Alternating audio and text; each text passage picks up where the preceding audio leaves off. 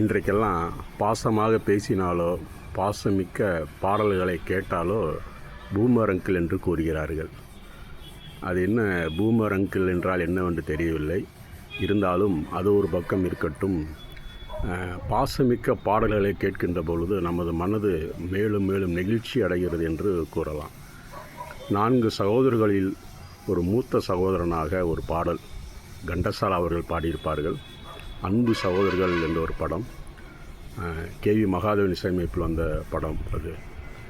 அந்த பாடல் முழுக்க சகோதரருடன் இருக்கக்கூடிய அந்த பாசத்தினுடைய மகிமையை கூறியிருப்பார்கள். அதிலும் இடையிலே ஒரு ஸ்டென்ஸா,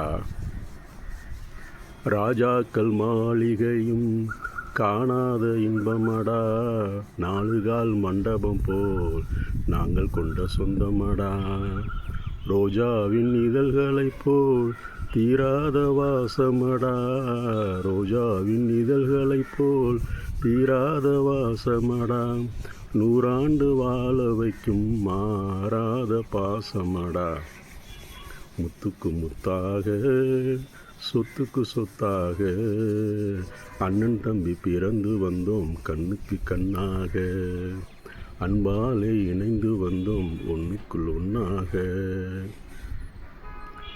சீர்காழி கோவிந்தராஜனுடைய அந்த குரல் எப்படி ஒரு கம்பீரம், ஒரு தனித்துவம் இருக்கிறதோ, அதே போல் கண்டசாலாவுடைய குரலிலும் ஒரு தனித்துவம், ஒரு இனிமை இருக்கத்தான் செய்கிறது.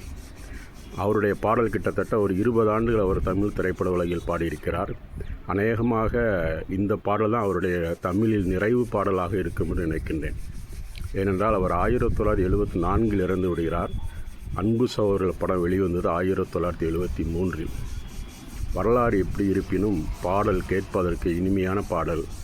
பாசத்திலே திளைத்து மூழ்குபவர்களுக்கு இந்த பாடல் ஒரு ஆழ மனதில் பழைய நினைவுகளை ஊட்டும்.